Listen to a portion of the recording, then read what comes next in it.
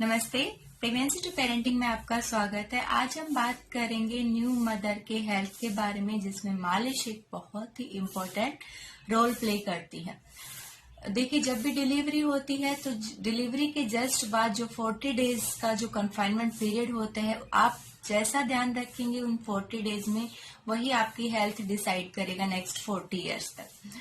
तो आपको इन 40 डेज में बहुत अच्छे से ध्यान रखना है, जिसका एक बहुत ही इम्पोर्टेंट पार्ट है मालिश, जो आज हम इस वीडियो में जिसके बारे में बात करेंगे डिटेल में, जिसमें हम जानेंगे कि मालिश कब से शुरू करनी चाहिए, किस तेल से करनी चाहिए, कैसे हमें मालिश करनी चाहिए, मालिश करने के बाद किन किन चीजों का हमें ध्यान रखना चाहिए। तो वीडियो बहुत ही इम्पोर्टेंट है, वीडियो को प्लीज एंड तक जरूर देखिएगा।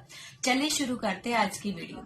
देखिए, जब भी हम बात करते हैं डिलीवरी के बाद की, तो डिलीवरी के बाद मैं हमेशा आपको बताती हूँ कि वात बॉडी के अंदर बढ़ता है, क्योंकि जब भी आप किसी चीज में से कोई चीज निकालेंगे तो वहां जो खाली स्पेस बच जाता है, वो एयर उस चीज को ऑक्यूपाई कर लेता है। और आयुर्वेद में जब बॉडी में एयर चली जाती है तो उसको वात बोला जाता है। तो वात हमारा इम्बैलेंस रहता है, तो उसके लिए आयुर्वेद बोलता है अगर बॉडी में वात बढ़ा है तो आप अभ्यांग कीजिए, यानी कि मालिश कीजिए। तो मालिश बहुत ही ज्यादा जरूरी है आपकी डिलीवरी के बाद। देखिए, ये तो हमने जान लिया कि मालिश बहुत जरूरी है। अब बात आती है कि कौन सा तेल हम चूज करें मालिश के लिए। देखिए, अगर जैसे वात की जो प्रकृति होती है वो ठंड की होती है, अगर ठंडा ही आपने तेल ले लिया, जैसे कोकोनट ऑयल ले लिया, तो कंडीशन और ज्यादा वर्स हो जाती है, वात और बढ़ जाती है बॉडी के अंदर।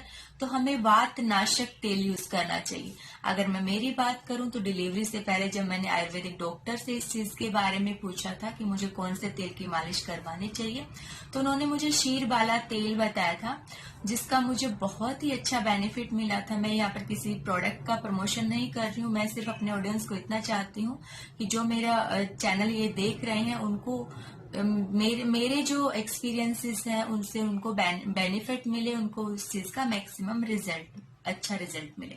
तो शीरबाला तेल जो था, उसमें जब मैंने रिसर्च की इसके बारे में कि इन्होंने मुझे शीरबाला तेल ही क्यों बताया है, तो उसमें 3 इंग्रेडिएंट होते हैं, शीरबाला एंड तेल। शीर जो होता है उसको हम काउ मिल्क बोलते हैं, कहते हैं ना कि दूधो नहाओ पूतो फलो। तो ये हमारी बॉडी को के लिए बहुत अच्छे ग्लो लेके आता है, बहुत अच्छा नरिशमेंट का काम करता है। सेकेंड जो इंग्रेडिएंट होता है वो होता है बाला। बाला जो होता है, इसको कंट्री मैलो भी बोलते हैं, साइडा कार्डिफोलिया भी बोलते हैं, और संस्कृत में इसको बाला बोला जाता है। ये बहुत अच्छा वात नाशक पौधा होता है। ये वैसे तो त्रिदोष नाशक होता है, वात पित्त कफ तीनों को ही बैलेंस करता है, लेकिन ये वात में सबसे ज्यादा इफेक्टिव होता है, वात को सबसे ज्यादा कंट्रोल करता है, इसलिए इसको वात नाशक बोला जाता है। थर्ड जो इंग्रेडिएंट आता है वो आता है तेल। कहते हैं तेल जो होता है, तेल नाम ही तिल से बना है, सिस में जो होता है। तो आप, अगर मैं इस चीज को और एक्सप्लेन करूं तो कहते हैं कि एक आप पत्थर की कटोरी लीजिए, उसमें अगर आप बाकी तेल डालेंगे तो वो पेनिट्रेट नहीं करेंगे उस पत्थर की कटोरी में से, लेकिन अगर आप तिल का तेल उसके अंदर डालेंगे तो वो बहुत अच्छे से 2 दिन के अंदर पेनिट्रेट करके और वो बाहर निकल आता है। इट मीन्स इसकी पेनिट्रेशन पावर जो है वो बहुत अच्छी है, तो बॉडी के अंदर बहुत अच्छा है कि लुब्रिकेंट की तरह काम करता है। तो सिसमे ऑयल, ब्लैक सिसमे ऑयल मसाज के लिए सबसे बेस्ट होता है, जो शीरबाला तेल में भी यूज किया जाता है। अगर शीरबाला तेल आपके पास अवेलेबल नहीं है, आप नहीं एक्सेस कर पा रहे हैं, तो आप तिल के तेल से मालिश करवाइए, ब्लैक सिसमे ऑयल से।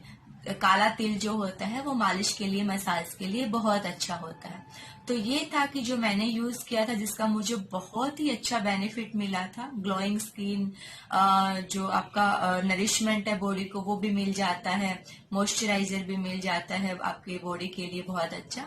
तो ये तेल था जो मैंने यूज किया था। नेक्स्ट आता है कि फिर मालिश किस तरीके से करवाई जाए। देखिए, ये भी बहुत इम्पोर्टेंट होता है कि किस तरीके से आप मालिश करवा रहे हैं बॉडी बॉडी की।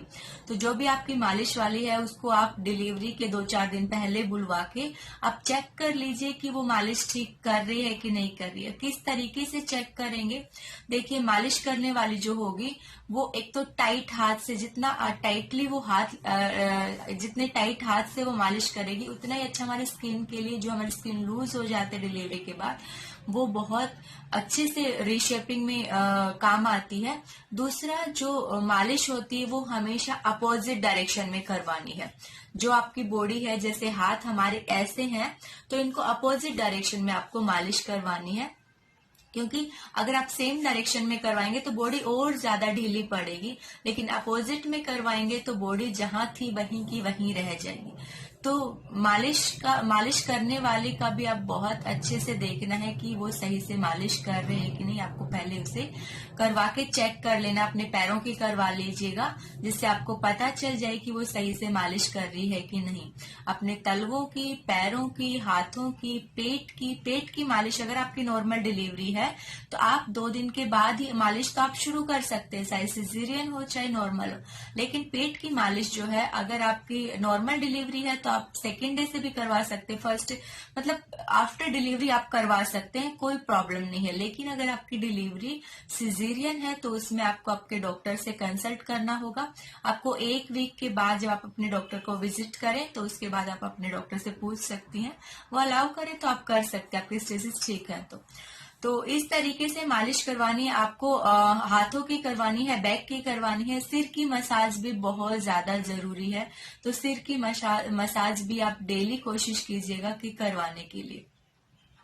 उसके बाद आ गया कि चलो मालिश हो गई हमारी, हमने मालिश वाली सही से ढूंढ लेनी है। उसके बाद आता है कि मालिश करने के बाद आपको तुरंत बाहर नहीं निकलना है। ये नहीं कि मालिश करवा ली और आप एसी और कूलर के अंदर बैठ गए हैं, वो आपको बिल्कुल भी इफेक्टिव नहीं होगी। ऊपर से जो आपकी एयर, जैसे बॉडी गर्म है और आप ठंड में जैसे कूलर में, एसी में या फिर फैन के नीचे बैठ गए हैं तो वो सर्द गर्म होने के चांसेस रहते हैं। तो मालिश करवाने के बाद अपने पूरे बॉडी को कवर करके आपको हाफ एन आवर तक या तो लेट जाना, रेस्ट करना है, अदरवाइज बैठ जाना। बैठना वैसे इन 40 डेज में जितना कम हो सके उतना करना है, आपको सिर्फ रेस्ट लेना है। तो आप मालिश करवा के अपने पूरी बॉडी को कवर करके half an hour, at least half an hour तक रेस्ट कीजिएगा। उसके बाद रेस्ट करने के बाद आपको लुकवार्म वाटर से बाथ लेना है, ठंडे पानी से भी बिल्कुल नहीं नहाना है। या तो गर्मी, जैसे बहुत ज्यादा गर्मी है तो लुकवार्म वाटर, और अगर सर्दियां हैं तो आप गर्म पानी से नहाइएगा, जिससे आपका बॉडी के अंदर अच्छे से जो तेल गया है वो पेनिट्रेट होकर आपके बॉडी के अंदर चला जाए और आपको उस चीज का मैक्सिमम बेनिफिट मिले।